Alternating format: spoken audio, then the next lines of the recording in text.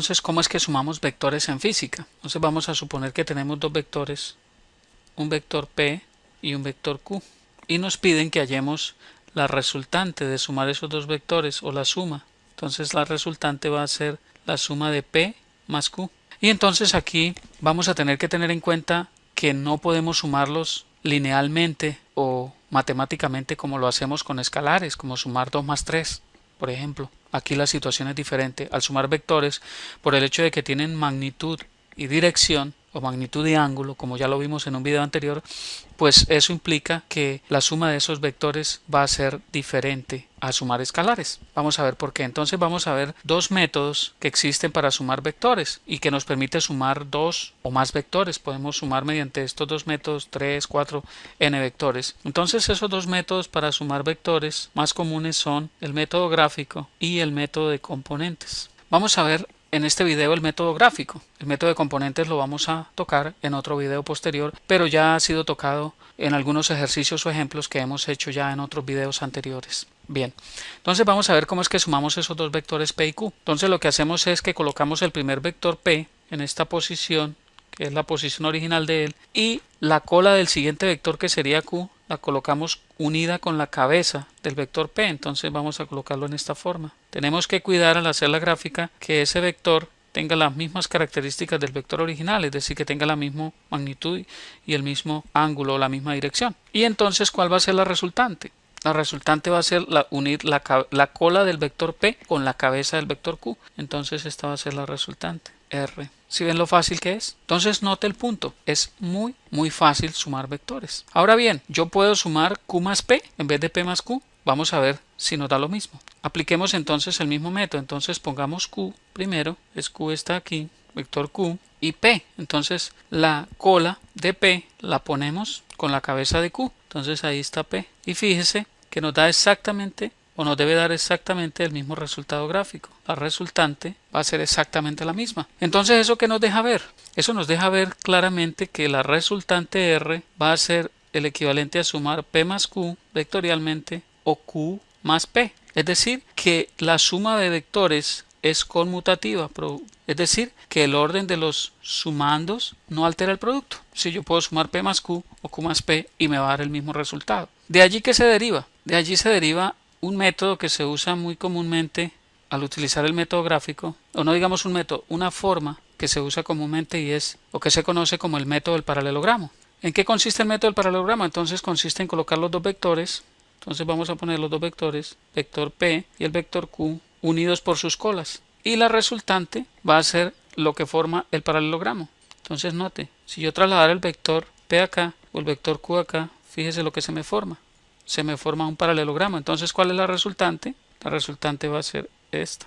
Bueno, no me quedó muy bien el dibujo, pero esa es la idea. Entonces, fíjese que va a ser exactamente la misma resultante. Y eso es lo que se conoce como el método del paralelogramo. Como ustedes pueden ver, es muy sencillo. Bienvenidos una vez más a mi profesor de física. Quiero compartir este ejercicio con ustedes. Tres vectores están orientados tal y como se muestra en la figura.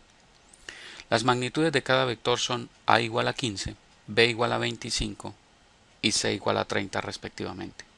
Calcular A, las componentes X, Y del vector resultante, y B, la magnitud y dirección del vector resultante. Sin más, vamos a pasar a la solución del ejercicio. Lo primero que hacemos entonces es identificar el concepto que vamos a aplicar para la resolución del ejercicio. Y vamos a decir que el concepto que vamos a usar aquí es el de vectores por el método de componentes. Una vez identificado el concepto, pasamos al segundo punto, que es plantear el problema.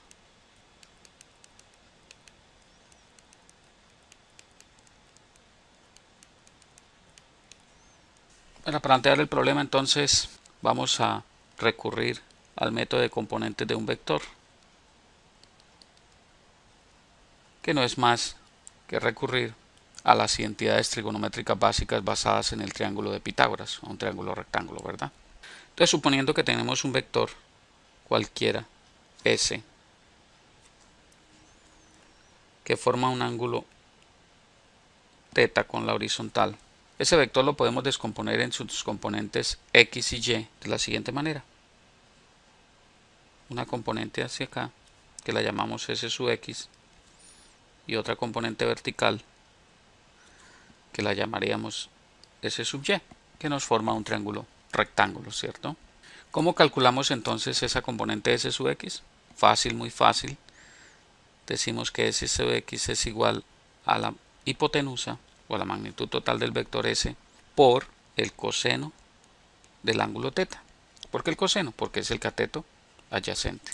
Y que s sub y es igual a s por el seno del ángulo θ, porque es el cateto opuesto al ángulo s sub y, ¿verdad?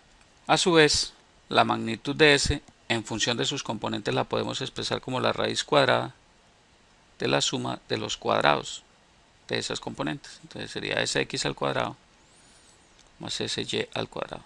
Igual que si lo hacemos con un triángulo rectángulo. La hipotenusa se calcula con los cuadrados, la suma de los cuadrados de sus catetos.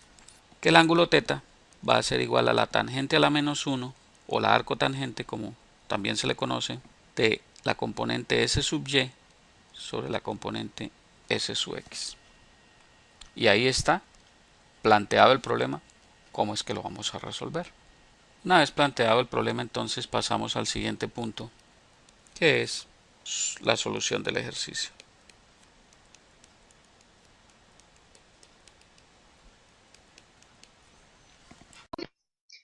Bien, buenas tardes. Me presento, mi nombre es Edgar Junior Rodríguez Vargas, del Colegio Restrepo Millán, del curso 901, jornada tarde.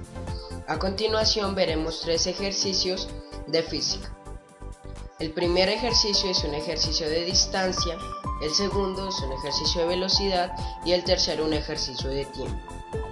El primer ejercicio que veremos es un ejercicio de distancia.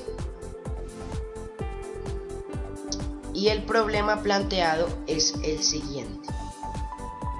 Un tren viaja a 180 km por hora de Francia a Berlín en 2 horas.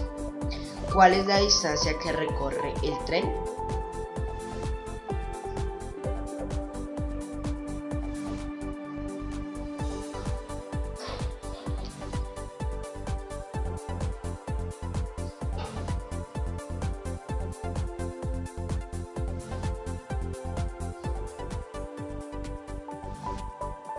A continuación veremos el planteamiento del problema y la solución de este. Sabemos que distancia es igual a velocidad por tiempo. Distancia es igual a lo que averiguaremos, velocidad es igual a 180 km por hora, tiempo es igual a 2 horas.